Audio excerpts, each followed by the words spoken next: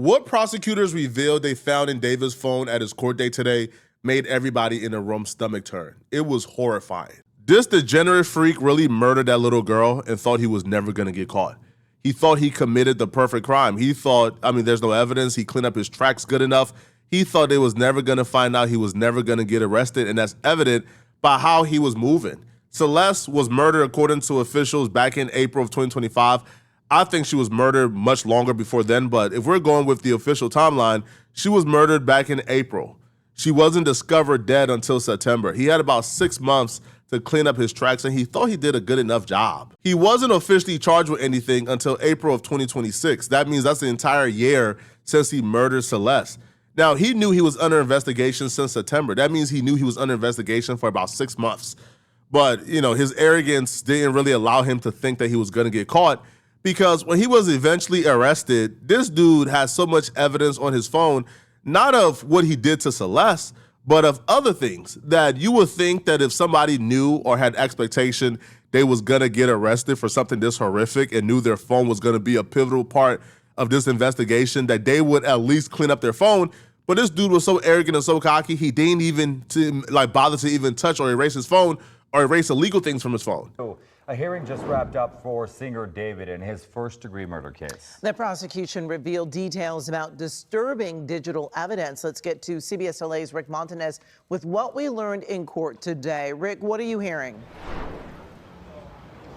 Amy, Chris, the hearing just wrapped up within the half hour here, and cameras were not allowed in court, but I can tell you that the defendant, David Burke, was in court today in shackles and wearing that orange jumpsuit. The biggest new piece of evidence revealed, prosecutors say a significant amount of child found on Burke's cell phone. We also want to point out that this all happens one day after the medical examiner's report became public. That is the report on the death of Celeste Rivas Hernandez.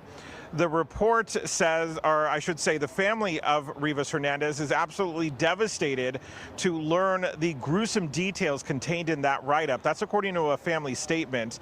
So this report says the 14-year-old girl died of sharp force trauma, but the autopsy was difficult because of the severe decomposition of her dismembered body when it was found in the singer's abandoned Tesla last September. Officials say she died 5 months earlier in April of last year. Burke, the suspect known by his stage name David, was arrested last Thursday. On Monday, he pled not guilty to the capital murder charges.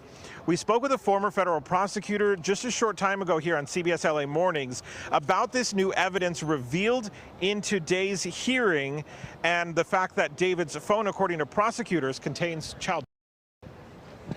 And obviously, we don't know if it's Celeste Rivas's images and videos or something else, but that is a significant offense. Obviously, it helps prosecutors prove the sex crimes, the lewd and lascivious, Penal Code Section 288, but it's also a separate crime in and of itself. And it's certainly the possibility that the feds even step into this case because they typically will prosecute these types of child cases. They described it as a phone full of child porn. Now, am I surprised that this weirdo who's currently on trial for engaging in inappropriate activities with a 14-year-old girl and then murdering her because she was going to reveal it to the world, am I shocked that that person has a phone full of child porn, have gigabytes of child porn? I'm not surprised at all, not one bit, right? Not one bit. I feel like what's even more surprising is that it wasn't deleted or it wasn't gone.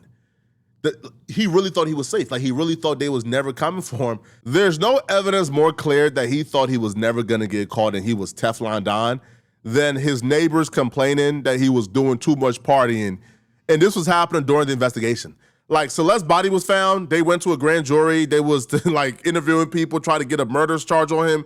And he was at his hideout home in the Hollywood Hills partying and having a good old time while they investigating this little girl's murder. Then today, NBC4 Investigates obtained surveillance video that appears to show the defense attorney near the police scene minutes later. This afternoon, Blair Burke returned to the home where police arrested the singer and made no comments as she left. For the DA? One neighbor actually told me that he's relieved that there was an arrest because he said that there have often been parties at this home. I asked if he's heard parties here recently. He said it's an ongoing problem. Either way, on Monday, we're expected to get our first look at David as he's expected in court in person in downtown Los Angeles. I'm more interested in knowing who the clout whores and monsters were that were still hanging out and partying with this dude, because he can't party with himself. If there were parties, there were other people there. Who were the people that were still comfortable partying with this dude, knowing like he was under investigation for what he did to Celeste?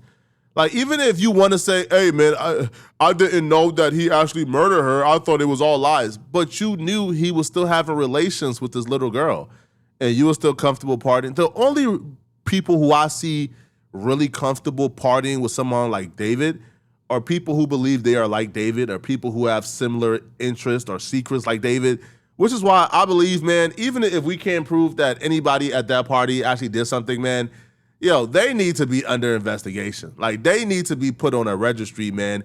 David friends. We need to know who his friends were so people can stay away from him, bro. Because it's not like they was partying with him before her body got discovered. No, right? These were parties that started happening after David came back to LA after going to Texas briefly to hide out. This was in the middle of the investigation. There needs to be a list of names that are part of David's entourage and his network of people, because I'm not buying David is doing all these things alone. The same way they try to get us to buy that he murdered Celeste by himself, that Celeste came over to his house on, I think, April 23rd or 24th, and he murdered her, and then she was never to be seen again, and he's the one who did all of this by himself. I'm not buying that, bruh. Especially after I seen the autopsy report and found out exactly what happened. I don't think David was able to do this himself, then hop on a plane the next day to go and party and have an album rollout and start his tour, and nobody was there to help him either hide his body, chop up this body, dismember this body, and hide it for him. I don't think David, who was on an active tour, was actively hiding and moving Celeste's body all across Los Angeles County, bruh. Just received the autopsy report from the medical examiner in Celeste Rivas's death, for which David is now charged with her murder. And there are some interesting things, and we talked about this before, that we knew that the coroner had ruled this, the medical examiner ruled this a homicide, but we didn't know the cause of death. And the DA said they were stabbed, there was some kind of sharp instrument was used. Now we know, and what they're saying is there were two wounds in particular, and that they believe, and they use the word may, and the word may is going to be really important, which we'll talk about, that they may be penetrating wounds, which would not be wounds to dismember a body. Right, yeah, because of where they are, they believe, is I think the main, and also and the way they describe it is they describe two penetrating wounds, one on the abdomen and one on the chest, and they describe them as, they tell you the depth and the length of these, and they say they have smooth edges. Indication seems to me that some sort of knife was plunged into her, and it left smooth edges. The key is the length of the wounds. One is 3/4 of an inch, one is 9/16. So this size wound as the penetrative wound. These are which not, is an indication of the length of the blade. And also a blade that could not dismember a body, right? This would not be the same instrument used to dismember the body. Now, the body was dismembered. They describe all that in detail, but those types of cuts to take the body apart would be different than knife cuts. Does the report say anything about the dismemberment or what they believe was used? They don't say what was used. No, it does describe it in a lot of detail. But it's gruesome. Yeah. I don't know what your religion is, but this case is proof that some of us didn't come from heaven. Now, we gotta give that up, man. I don't think God created all of us, man. I think the devil had a hand in some of us being created. Because anybody who is capable of this, truly imagine what just happened here. Stabbed up first off, to take somebody's life by a knife, you gotta have some level of psycheness in you, bruh. To take somebody's life with a knife is quite possibly one of the most personal things you could ever do. It's traumatic. It's not easy. You are feeling their life leave their body with each and every stab. He still will be a disturbed human being if he would have did it by shooting her or, drugging her. But to do it with a knife and to feel that person's soul leave their body, it does something to the average person, bruh. The fact that this dude was able to hop on a plane, go ahead and party, have a good old time laughing, great poker face as if nothing happened the day before, then come back and hop on tour and have a tour, and he's playing with coffins at his tour dates, playing with blood-filled shirts at his tour dates. singing songs like Romantic Homicide that essentially describes what happened, but the music was filmed before. The fact that his mentor was able to handle all of this tells me this is not a normal human being. This is somebody who we truly have to acknowledge in the likes of like Ted Bundy. Because when you see him interact with other people, rather it's on stream or during these interviews, he's soft-spoken, he's charming, has a bright smile. We truly have to start considering, yo, David might be like Ted Bundy. And if he was able to do this so easily, if he was able to conceal this little girl's death for so long, imagine who else he did it to.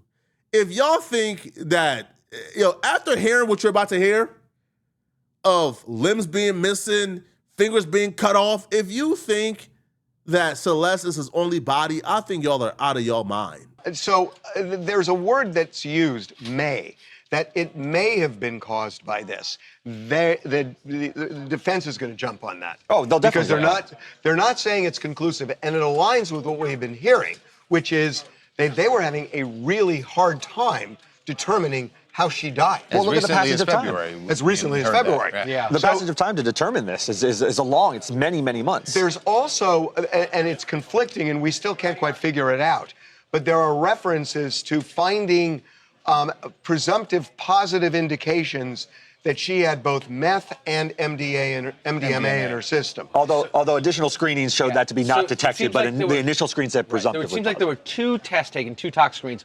The initial one detected MDMA and methamphetamine.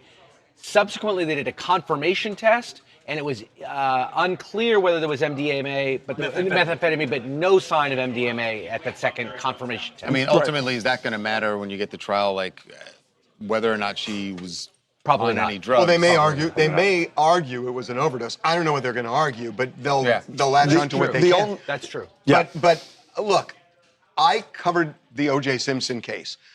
The coroner was on the stand for 8 days in that case. So this is going to be the centerpiece of the case because, what the DA is saying is we have evidence she threatened David that she would expose their relationship, probably in a text. That's the way they make it seem. And that she goes to David's house on April 23rd, 2025, never to be seen again. Right. So now the question, what happened? So the prosecutor's going to say he stabbed her to death. And here are these 2 wounds. And then you're going to have the defense coming out and saying, look, number 1, you didn't say conclusively, you're saying may. And this is a reasonable doubt case. The medical examiner also released their reports. And I'll be real, bro. Seeing this, man, I don't see how anything other than a death penalty is appropriate here, bro. So they confirmed 2 things. She was missing both arms above the elbows and both legs above the knees. Now, underneath the body bag was a black trash bag that contained the descendants' apparent compiled bilateral arms and legs. They appear to have been dismembered into several fragments. The descendant was in an advanced state of decomposition demonstrated by foul odor, discoloration, liquefaction. Notice approximately 1-inch linear defect on her abdomen and circular defect on her left flank. Now, the left ring and pinky fingers appear to have been mutilated. So this dude probably kept this as a trophy, man. What a weirdo. And I did not locate them during my scene examination, so they're missing, they're gone. She has a tattoo that reads shh on the side of her right index finger. I did not observe any discernible scars or tattoo. I don't even want to know what that weirdo and sicko is doing with those fingers. But his next court date is in like a week or 2, so we're going to keep on covering this. Let me know in the comment section, what are you guys' thoughts, man? Why do y'all think he did this, bruh? Because to me, it can't just be that she was going to out him, because there's other things like bribery, but to just murder this girl Yo, let me know in the comment section, okay? And if you're still watching this video and you want to watch another good video, click on this video here somewhere on my screen to find out how All-Star JR just self-snitched and trolled his way into a federal indictment for the beef with NBA YoungBoy goons that left NBA Ben 10 shot. Click on this video right here to find out what's going on with All-Star JR. And if you love my content, swipe over in the comment section and send me a hype. Hypes are the best way to push my videos. Please, please, please send me a hype. I'm going to see you guys in this All-Star JR video. I'm out of here, folks. Peace.